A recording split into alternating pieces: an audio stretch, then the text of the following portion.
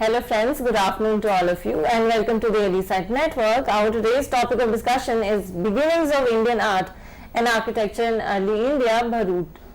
And for this discussion, we have with us in our studio our subject expert, Dr. Seema Bawa. She is Professor, Department of History, University of Delhi.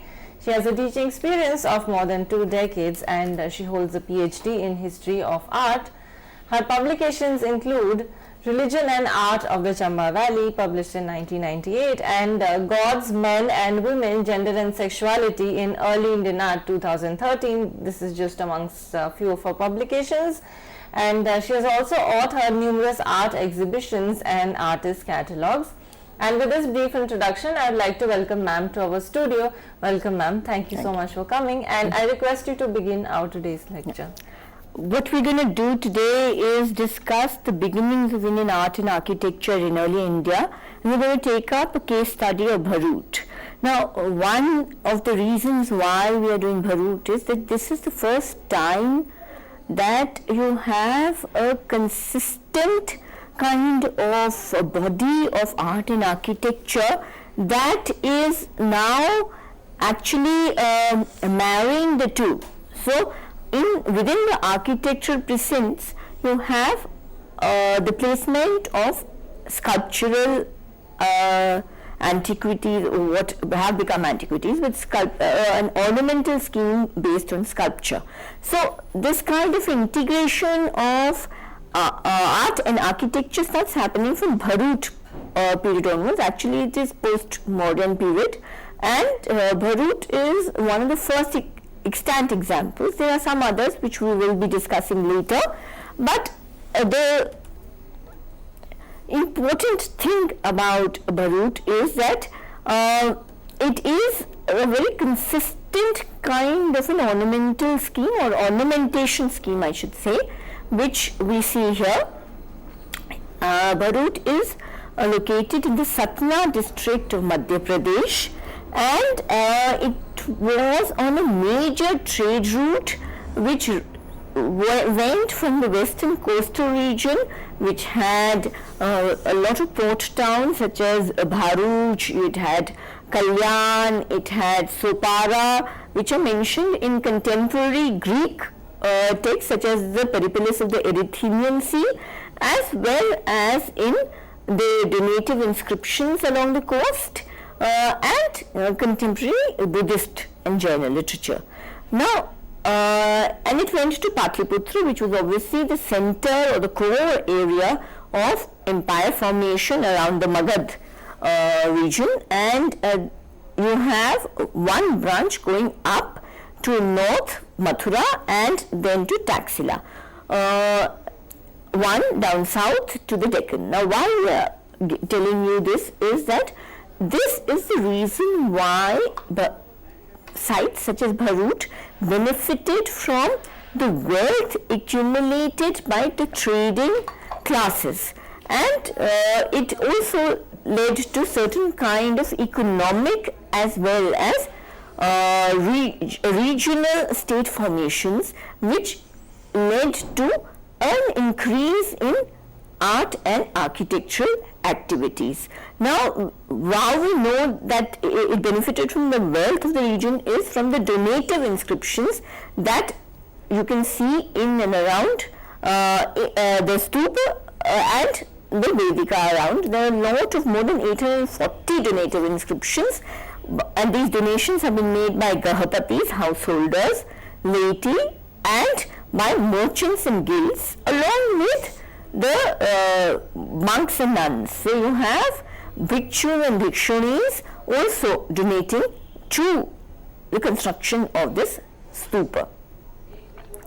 Now, so the catchment area of these donations, actually, if we see, is one, of course, around Madhya Pradesh and North Central India, but there are people who are coming from far, obviously, who must have come along the trade routes, and have also donated from as far as Gujarat, parts of Maharashtra, Kashi and that area. But we do have a lot of donations. Royal donations are rather few in number. Most of the donations that are being made are made by individuals and by communities. So you have guilds also making donations. This Bharhut was a stupa which was absolutely in ruins, and its remains were discovered by Alexander Cunningham in 1873. Now it has been reconstructed in the Indian Museum, Calcutta, and most of it is there. There are maybe a few stray pieces here and there, but most of the Bharhut remains are in a coherent and cohesive form to be found in the Indian Museum, Calcutta. There have been some disputes regarding how the remains have been put together, whether the sequence of the remains is actually as it was, or it has been reinterpreted in a museum setting, but nevertheless the major pieces still remain in one particular collection. It was quite a large stupa. It was original diameter may have been more than 20 feet. It was built with bricks and was surrounded by a stone railing or a vedika, which was roughly 3 feet in height. Only one torana has been found, but there must have been 4 toranas at all the cardinal points or directions, because we found 2 more pillars of the torana and inscriptions referring to the existence of more than one torana. It is, as of now, we know that it is a Mahastupa, that is, that it has the remains and relics of Buddha or one of his major disciples, or probably the Buddha himself. And as of now, mostly what we find is the torana and the Mahavedika, which surrounded the and of the stupa. Okay, now we also see that since this is a very early period, what we are looking at is the fact that it is imitating wooden architecture. So the prototypes for stone architecture, as we can see in Bharhut, clearly lie in an earlier period where there must have been wooden architecture. This is not to say, why we are emphasizing this is that when we say that this is the earliest piece of coherent architectural plan that we find, this is only because it was in stone. There must have been wooden prototypes before this, but we haven't found them.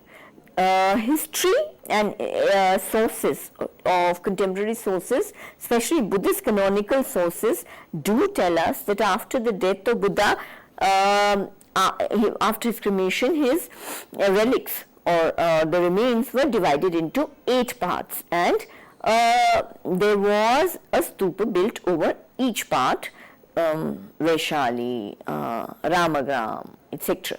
Now, again, it says that Ajatashatru actually excavated 7 of these stupas and made one. He accumulated all the relics and put them in one, and then made a Mahastupa over that. Eventually, it again in the Divyadhan and other such sources, Buddhist sources, it is said that it is Emperor Ashoka who re-excavated this one stupa, took out the remains and divided these into 84,000 parts, which were then distributed all over the empire, and some even went outside the empire, such as at Anuradhapuram in Sri Lanka, and stupas were built over that. The stupas are called Dharmarajikas, and we some say that Chaityas were built, some say Viharas were built, some sources, but probably a lot of very important stupas were made. Bharhut may have been one of the stupas that was made by Ashoka, and its actual original casket which is now lost, may have been donated by Ashoka himself. Now, in the and or the what we call the semi-hemispherical structure of the stupa, what we have are triangle niches at intervals which had lamps in them which were lit to honor the enshrined relics. We also know this from various inscriptions because donations were made to light these lamps over a period of time. Now, when we look at the religious background of Bharhut, we can clearly say that this is a Buddhist monument, obviously, but it was made largely within the Hinayan and the Theravadin tradition. That is, that we know, historically speaking, that the schism between Hinayan and Mahayana, Theravadins and Mahasangikas started in the Mauryan period, but it was institutionalized during the Kushana period. So, Bharhut lies somewhere in between. Now, why we say it is Theravadin or within the Theravadin tradition? Because here Buddha is not represented in his corporeal body, he is represented in an iconic form. So, you have his feet, you have the Bodhi tree, you may have the Vajra Asana or the Singhasana, which are representations of the Buddha at a particular point of time. He is also represented by his symbols. So, you have things like, you would have, for example, you may have the Dharma Chakra, which represents the turning of the wheel of law, right? So, these are some of the ways in which Buddha is represented without representing him in his human form or as a divine personage. So, this is something that we see very emphatically in Bharhut. Later, this changes and we see the body of Buddha being transformed into an icon. But this does not happen in this early period. All around there are sculptures and bas-reliefs or bas-reliefs as they're called, but they emphasize perfection of virtues as seen as in Avadana and Jataka stories rather than on the body and icon of the Buddha. You have human and animal incarnations, previous incarnations of Buddha as Bodhisattva in the Jataka stories, and basically all through this what we witness is an emphasis on the communication of the religious message rather than on the deification of the Buddha. So what you have is that when Buddha died, Anand, or was about to die, Anand asked him, Anand was his principal disciple, and he asked him, how should you be remembered? How do we recall your message? How do we worship you? And he said that it can be done in three ways. Dharmakaya, Paribhogkaya and Uddeshika Kaya. So Dharmakaya is his message. It's the dharma that or dhamma that he propagated. Paribhog is the things that he used, and these could also be enshrined as relics in stupas. And Uddeshika is the didactic portion of Buddhism can be related to the Uddeshika Kaya. So now these we see in Bharhut, that Buddha did not say that you can, and that is how it was interpreted in the Theravada tradition, that he should not be shown in his human incarnation or as a human divine personage, rather that it should be in abstract, through abstract symbols and iconic symbols that he should be represented. when we look at the sculptures at Bharhut, we see that they are not aimed at capturing the likeness of the physical world in a systematic, coherent and comprehensive way. Rather, it is the message that is important, and we look at this when we study Bharhut. Okay. Now, when we are going to look at the slides, I would like you to keep some things in mind, that in terms of pictorial arrangement, in terms of the way the composition is arranged, what we see that it's not realistic. It's not like if you're looking at a tree in the front, it will be very large, and the tree at the back would be very small. It really depends on the importance of that particular tree or that particular personage, and the size is decided by that logic. Okay? So consistent viewpoint and pictorial logic are adjusted to suit the needs of the narrative and the composition. So what we have that there is a defiance of spatial logic of other laws and other laws of physical world. So space, for example, is decided by the importance of the message or the personage that is represented in that particular composition, rather than by where it is. Like perspective, for example, does not exist in a very consistent form here. Scale, as to what is big and what is small, is used to emphasize some elements of the narrative rather than for perspective or depth. So, if somebody is more important, he will be bigger. If somebody is less important, he will be smaller. It doesn't matter if that particular person is in the background. So, if he is important, he will be larger than those in the foreground. There is a hierarchic and selective scaling, and this is very interesting, that depending on who is important, who is bigger, who is more powerful, the scale changes, and this becomes a characteristic of Indic art. So this begins in Bharhut and remains in Indian and Indic arts, that is in other areas also.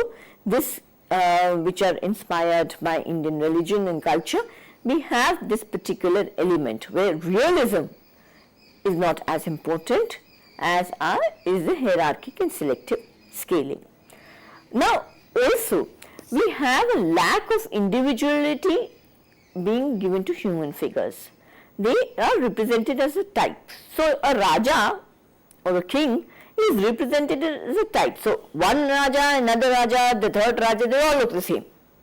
All the horses will look the same, all the riders will look the same because they belong to a type. Similarly, Yakshas will have no individual portrait-like faces or figures.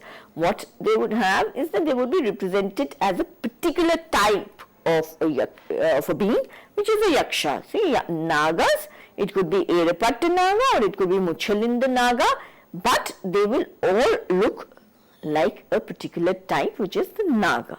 Alright. Now, the next important thing that pictorially these are bas-reliefs, but these are not very deep bas-reliefs. The relief is when you take a stone slab and you carve on it, rather than it being a freestanding sculpture. So when you are carving on it, you can also give it great depth. You carve a lot into the stone, and you can also carve less into a stone. So in Bharhut, the carvings are rather shallow. Now this and the shadows cast and the kind of rounding is not there, which happens later in Sanchi and then in Mathura. Now because this is the beginnings of Indian art and architecture, that is why I would like to emphasize that there are a lot of times some difficulty that the sculptures demonstrate in the composition and the carving of the figures. They are, for example, which we will again be noticing, how to place the hands or the feet in a way where they are suggestive of a particular stance. This was a problem that was not completely solved during the Bharhut period, because we see there is a lot of awkwardness in this. All right. Now we come to the constituent parts of the remains of Bharhut as we found. One is the Torana. All right. And the Torana has two pillars. Each Torana has two pillars, and it should be three architraves, not two. It should be three architraves. It's carved on both exterior and interior with figurative and animistic, plant, abstract and architectural elements. So, when you are standing inside the Vedika, then also you can see these elements. If you are standing outside also you see. At the end of the crossbars you have Makara figures, which again are symbolic of life and aquatic animals, of water, life, etc. The crowning pieces on the crossbars, on the top crossbar in fact, are plant forms, the Dharma Chakra, the Shrivastha and the riders, which some of which we found, some we can imagine must have been there. Now, we can see certain continuities with an earlier art form, which is the Mauryan art, which can be said to belong to the 3rd century BCE. Now, what we have are the quadruple pillar uprights and lotus capitals and addorsed lions, which again are very much part of the Mauryan period. We've seen these on top of the Mauryan columns, where we have the Ghat Pallav, the abacus, and then an animal Shirsha, right, or addorsed lions. Okay. The other element is the Vedika or the Mahavedika. Here, since we have only Vedika, we'll just call it the Mahavedika. It is carved on both sides, and if any of you recall, but I will still tell you that a Vedika consists of 4 major parts. One are the stambhas or the pillars, which are put at regular intervals, and then in middle of these are suchis or crossbars. On top of on top there is a long piece of rounded stone, which is called the coping stone, right? Now, this coping stone is important because it unifies the entire composition. There is a part of the pillar which is a little into the ground, which is known as the Adhishtan. But nevertheless, here at Bharhut we see that the entire railing or the Vedika is carved on both sides. The suchis or the crossbars have carved roundels or medallions, whatever we want to call them, which have human forms and other semi-divine forms also. The pillars also have roundels in the center, but they have half roundels at the 2 extremities. The corner pillars are rectangular with single figure design. So, you have the yakshas or such things you can find on the corner pillars, which also are known as return pillars. The coping stone on top that we've discussed has a continuous kalpalata, which shows a string of gems, flowers and fruits, which within which you have narratives that are set. All right. Now, very importantly at Bharhut, what we have is the construction of the Buddhist visual narrative. By narrative, we mean that certain stories about Buddha's life, his life as Siddhartha Buddha, Sakya Muni, Tathagat are constructed, which are called Avadana Kathas, but also very importantly you have the Jatak tales, which are basically about his previous birth, which are also being constructed in stone. So, like you read a book, you can read these visual narratives at Bharhut. So, these have a very important element, not just as ornamentation, but more importantly, these form the basis of the visual experience of the stupa. A person who goes, a devotee who goes to the stupa for darshana will not only experience the relics enshrined inside the stupa, but will also experience this art in a very, very important way. He will read these narratives around the stupa and in the Vedika, in the Torana, and here he will be able to imagine the life and the teachings of Buddha. So, Dharma and Sangha, Buddha, Dharma and Sangha are all embodied in the art and architecture of the stupas, such as the earliest example of which we have is at Bharhut. Now, there are very many narrative devices that are used. One is monoscenic, which we will again be discussing shortly, but by monoscenic we mean that only one scene is described, and within that one scene you see that scene and you recall for yourself as to what the story is going to be, right? Then you have synoptic, that in that one scene a lot of information is condensed, and you can imagine for yourself what these various moments mean. Then you have conflated, that various scenes from that narrative are conflated, and finally continuous. By continuous we mean that you have one event with the same person, then the next event, then the next event, then the next event. Something like what you would actually see in a patta or in Babuji Ki Phad or any such narrative that exists in the medieval or modern period. It can even be compared to a comic book.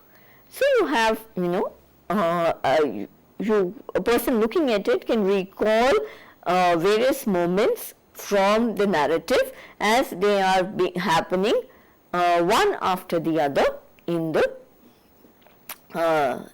carving. Then you have sequential narrative, one sequence after another, but this is rather rare in Bharhut.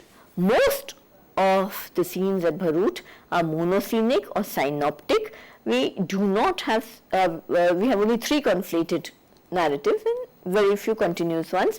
When we come to a later period, say at Sanchi, you have a considerable increase in the use of sequential narratives. Now, I will go on to some of the visuals from this period. Now, as I had said, and I would like to emphasize on the way in which the Toranas in Vedika is arranged. What basically, there are 4 entrance points into the Vedika, or the railing, which surrounds the Mahastupa. Okay, so at the entrance points, which are the terminal points of the railing, you have single figures. Here you have 2 very important representations of these riders, which again carry a message. Then everything within the stupa has been decided within the ornamentation or alankara scheme by the monks and the nuns who must have supervised the production. There are, of all the donations that are made, we do know that the king, the Shunga king, made about, he made Dhanabhuti, the Shunga king, his son and his wife, the queen, made some donations, but most of these were made by merchants and grahapatis. Now, it's very doubtful that any of them could decide that this is what I am going to donate and this is what is going to be carved. They can decide that they will donate a torana or they will donate a stambha or a suchi. But exactly what the carvings on each of these would be was decided probably by the monk editors or monk supervisors who decided the scheme. So the scheme was important, the ornamentational scheme was important to the Buddhist theologians and supervisors, the editors of the narrative, so to speak. Here you have somebody who is on an elephant, who's marching, as you can see, towards you, coming out of the stone towards the viewer, all right, or the pilgrim or the devotee or whoever one wants to actually look at. But he is carrying a casket in his hands, which, if you notice very carefully, is delicately balanced on top of the elephant's head. Now, this casket could be the casket of relics, it could be an offering to the Buddha, but it has great significance for the veneration of Buddha as well as the veneration of the relics per se. But we do see the shape of the casket does look like relic caskets that one has found from other sites. These caskets were made of gold, stone, jade, copper, and these were then enshrined as within the stupa, over which then a semi-hemispherical and was created. All right. The other depiction is that of a horse man who is, it's like a processional thing because he seems to be going round that pillar and he holds a standard in his hand or a dhwaja. Now this dhwaja is important because in contemporary inscriptions such as that of Heliodorus in Besnagar, we hear of the Garor dhwaja, which represents Bhagavad or Vasudev. So a dhwaja is emblematic of the religion that is represented. It also is emblematic of sovereignty. So this particular carrying of the dhwaja by this horseman is very important. So these twin depictions that you have right here, these have these kind of tell us the beginnings of the visual narrative. Now also what we have are very important elements of the quadrants, which are the yakshas. Now we will briefly touch on the yakshas because and the way they have been formulated here, because yakshas and devatas and yakshis are three elements that you find as single figures on pillars. All right. Now, who are these yakshas? Yakshas are spirits or earth spirits, tree spirits, vrikshikas, city gate protectors, dwarapalas, but they are benign beings who belong to the local cults that were incorporated into Buddhism. All right, and then they were deployed in the Buddhist artistic scheme. This is something that we see that in the Mauryan period, in the pre-Shunga period, pre-Bharhut period, that you have freestanding figures of the yakshas, whether it is the Didargan Yakshi or the Parkham Yaksha at Mathura, the Besnagar Yakshas were huge creatures, huge beings, up to 9 feet in height, Manibhadra Yaksha, who were carved in the round, and they were probably had their own Yaksha Chaityas or shrines. But by the time we come to the Bharhut period, they have been assimilated into Buddhism, and their iconography has been assimilated and deployed on Buddhist monuments such as the Mahastupa at Bharhut. Also very interesting here when we look at these yakshas is the fact that these yakshas are seen here as guardians, as those who intervene with the devotee at a mundane level probably, while the Buddha is there for the spiritual and caters to the spiritual needs. Here you have the Ajkalaka Yaksha standing on a Makaravyal, if you can see, which is on the southern gate. Now again you have the Yaksha Supravasa. Okay. Here I would like to emphasize on certain stylistic developments that happen in the Bharhut period. If you would notice, right, on his turban, there are a lot of complicated textural or textile patterns which must be imitating the textiles that were available at that time. But also is interesting is that there is a protuberance on the head of the yaksha. Now this protuberance is an element of early Indian art that you see beginning in Bharhut and continuing in later period. Again you also see, can I have the slide and let them remain on the slide.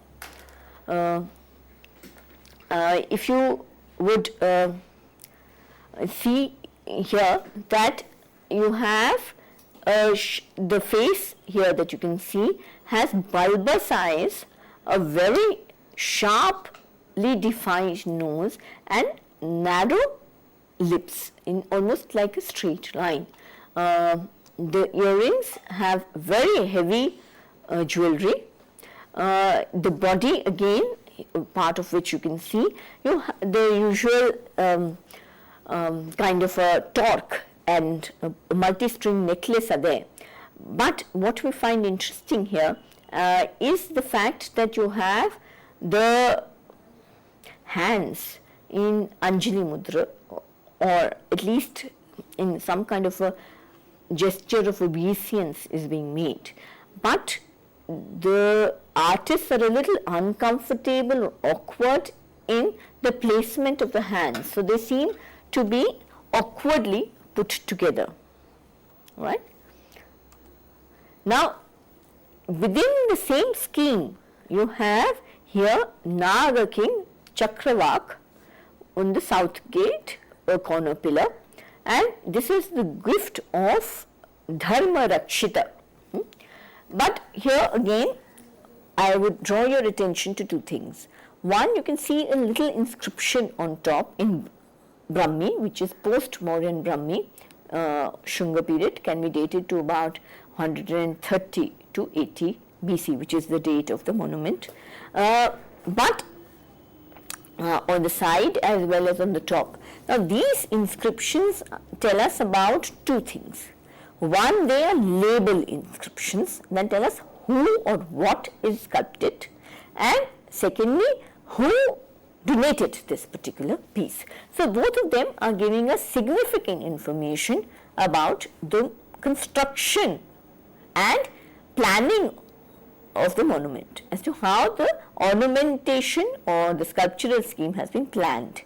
The third thing that I would draw your attention to is on the corner you can see that there is another yaksha figure that has been carved in rather shallow relief, and they are sharing the corner. So this kind of a rounded scheme has been continued in Bharhut. Right.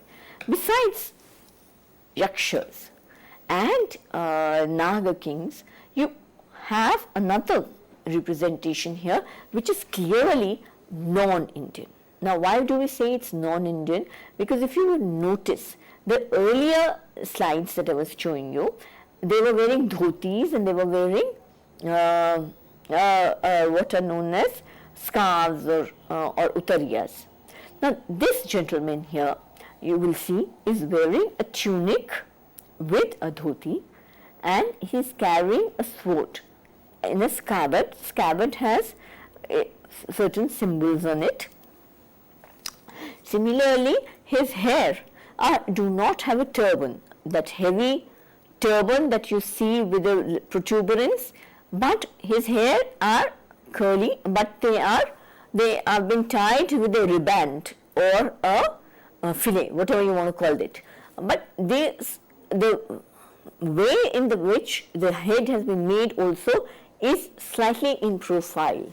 It has been suggested that this is some Greek or Indo-Greek king who, like Heliodorus, was at the in one or an ambassador at one of the courts, probably in Vidisha or Ujjaini or Malwa or that region, and he became an upasak or devotee of the Buddha, visited the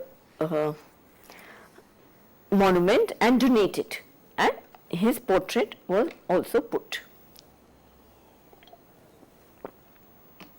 Now, besides male characters, you have here a number of female devatas and yakshis. Just as an aside, I would like to point out that about 3/4 of the over 800 donative inscriptions here are made by women. So women probably had a very important role to play in the construction of Bharhut. They also probably had independent means of financing their pious activities, acts of piety, because even nuns such as Dharmarakshita have donated very generously and sometimes repeatedly to the monument. You have the wife of the Shunga king also donating, but you also have a number of donations that have been made by lay women devotees who mention that they are wife and so, the daughter-in-law of so and so, and they're donating this for accumulating punya for themselves and their families. Nevertheless, the fact remains that there are a number of female divinities or semi-divine beings that are inscribed or sculpted in relief on the pillars of Bharhut. One such being is Sudarshana Yakshi. As you can see that she is again has the same characteristics of bulbous eyes, narrow nose, straight lips. She is profusely ornamented with very heavy earrings and necklaces and armbands. The relief is narrow, so we won't, but here you can see that the body has been imagined as very voluptuous and exaggerated. This is Shrima Devata. Now there is a lot of controversy as to what Shrima or who Shrima Devata represents. Some people have said that she represents goddess Shri, who is related to Lakshmi, but others have said that because there are similar, there are alternate representations of goddess Lakshmi or Shri within the Buddhist monument, why should they have her as a Yakshi? Secondly, the way she has been depicted is clearly within the Yakshi tradition, and you have all the characteristics of a Yakshi, as we can see in the Didarganj portrayal of the Yakshi in a much earlier period. She may have been holding a flower or a chowri in her hand, which is now absent. Here you can see that there may have been some kind of a attribute which she holds in her hand. But besides this, Yakshis are also shown as playing instruments in celebration of the monument and celebration of the Dhamma of Buddha. Yakshis and devatas are also shown as Shalabhanjikas, a tradition that really starts from the Shunga period onwards, within and just outside the Shunga territory, and continues well into the post-Mauryan period and up to the Gupta period in Indian art and architecture. These are very importantly an architectural element that is deliberately put in Buddhist, Jain and other Brahmanical monuments. It is not specific to Buddhism, but takes on its own peculiar importance, and we can trace the development of the Shalabhanjika Dohada figure all through the Buddhist iconography and Buddhist art and architecture. Here you will see that Chulakoka Devata is standing on an elephant. The Chulakoka Devata has her foot, or rather leg, entwined around this tree or large creeper, and holds one branch with her hand. That is why she is known as Shalabhanjika. Shala means the shala tree, but it can also mean any other tree, and Bhanjika means, Bhanj means to break, and the lady who breaks or bends or is associated with the tree is known as Shalabhanjika. In the Indian literary tradition, you have the concept of the Dohada. Here you can see again, you have Shalabhanjikas. In the Indian literary tradition, you have the concept that the tree will only flower or fruit when it is touched in some form or the other by a youthful maiden. So there are very many trees who require different kinds of touches. An Ashoka tree would like Vampad Aghat, that is the soft kick of a young maiden. But there are, spitting of wine, laughter of a young woman, the embrace of a young woman. These are some of the characteristics of Shalabhanjika Dohada imagery in Indian art. And here you see that you have the Chandriyakshi, all right, and in its development in also you can see how it's been arranged as the corner, but from Bodh Gaya also, where a man is helping her climb the tree or a creeper, and this is known as Vriksharohi. These are other ways in which it's done. Now we come to the medallions, right? Now, as you may have noticed in some of the slides, that the suchis, the crossbars, are adorned with medallions, as are the pillars themselves, the Vedika pillars in between, not the returns and the toranas, but those in between have medallions, and within these medallions you have a number of depictions. These may be single figure depictions, or they may be narrative, that is, that they tell stories. So here you have a single figure depiction which has been identified as Suryadev or sun god. Okay. You also, like in this, have the adoration of the Bodhi tree of the Kashyapa Buddha. Now there are many incarnations of Buddha and many emanations of Buddha, each of which is represented by its own tree. These are known as Dhyani Buddhas. And here you can see that this is of the Kashyapa tradition. Besides that, you can also have auspicious symbols such as the Mithuna that has been set in the medallion.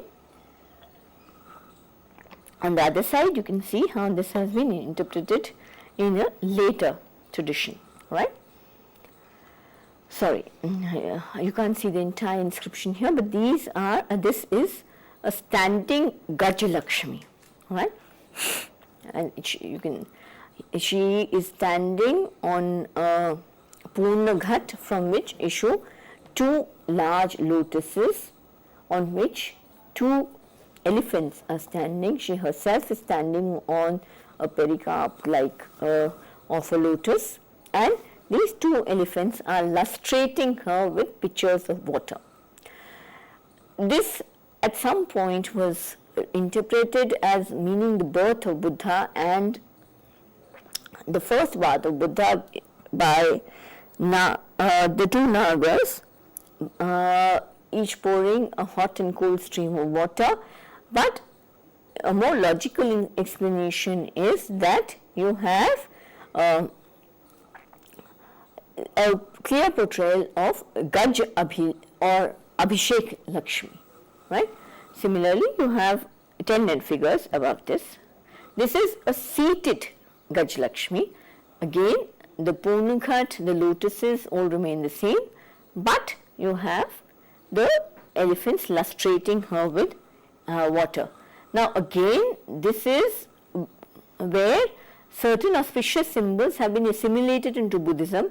It is not necessarily Brahmanical in character. The character of Gaj Lakshmi we see in this period becomes like Saraswati, becomes cultural with meanings of auspiciousness, prosperity, giving, boon giving elements that are associated with it, with this particular deity and depiction form of the deity, and she gets put on and is kind of also within the scheme of alright.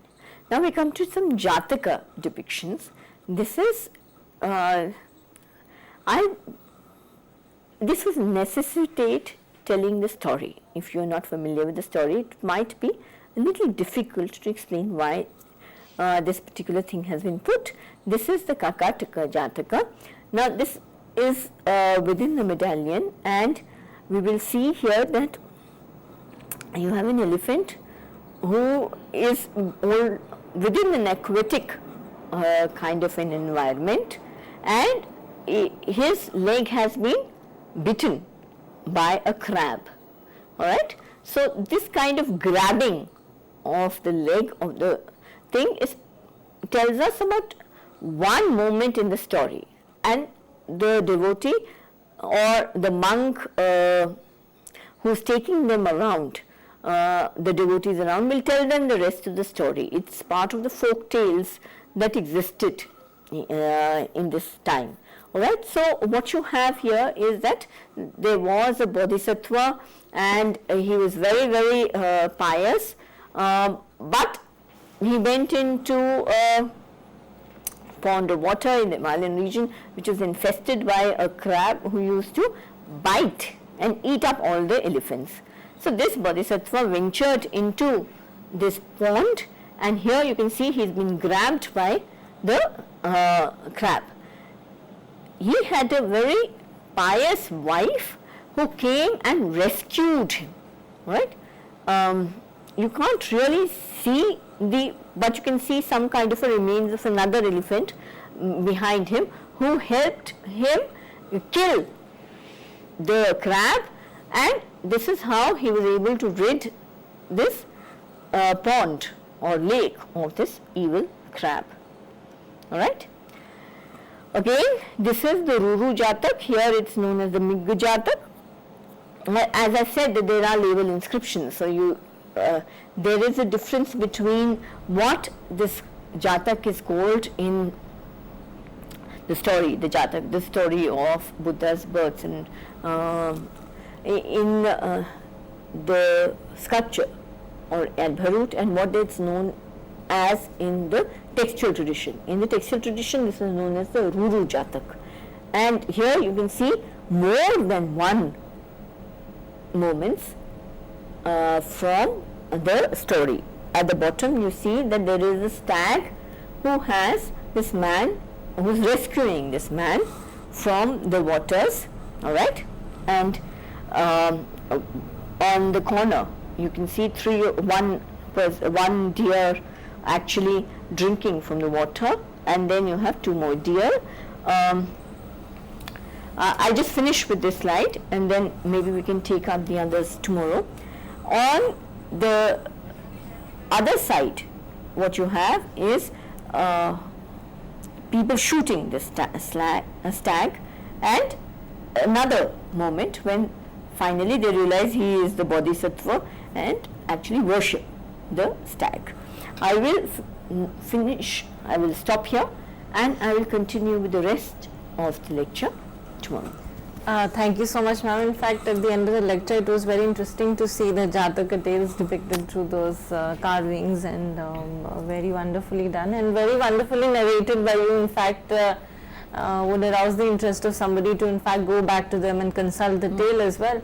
And ma'am, as we took the case study of Bharhut, if a student would like to say know more about this area and also the art belonging to this period, would you suggest any book or any source they could consult? Definitely. You know, there are 3 major books that have been written on Bharhut. The first was of course by Cunningham, as you know, he is the font of most archaeological surveys. So I would suggest that you look at the Bhilsa Topes and his study of Bharhut, which would give you an insight about the discovery and the early tradition of Bharhut. The other book, which is rather important, is that of B.M. Barua, which is known as Bharhut. It's in 3 parts, and it gives you a good overview of the Bharhut architecture, art, as well as inscriptions. The inscriptional, the 840 and more inscriptions that you have, can be found in Epigraphica Indica Appendix, which has its compilation in the Luders list, what is known as Luders list, where Luders has compiled all these very important inscriptions. Lately, I would suggest that you can also look up intervention which is not only in Bharhut, but it's on the way visual narratives have been constructed. This is by Vidya Deheja, Discourses in Early Buddhist Art, Visual Narratives, but it's by Vidya Deheja, and I would suggest you look at it. If you want to actually go and look at these, I suggest you go to Indian Museum, and it has an entire gallery which is devoted to Bharhut and the sculptural remains thereof, and I think you would benefit greatly if you could actually make the effort of going there. Absolutely, thank you, ma'am. And ma'am, would you also like to tell our viewers what our tomorrow's lecture will be upon? I will, of course, I had, because of lack of time, I will be continuing with the narrative portion. So we'll be doing the Jatakas and the Avadan Kathas that are there in Bharhut, and we will also take up another case study of Sanchi Stoop 2, which is earlier and can be dated around the time of the Shungas and the early Shunga period. So it is more or less contemporary to Bharhut, and we will continue to explore how visual narratives have been created. Absolutely. Thank you so much, ma'am, for letting us know and all the viewers about what they must be prepared to watch tomorrow, so they could also call out their doubts if they have any. And so with this, let us thank ma'am for being here, sparing her valuable time and talking to us, and thank you viewers. Have a wonderful day.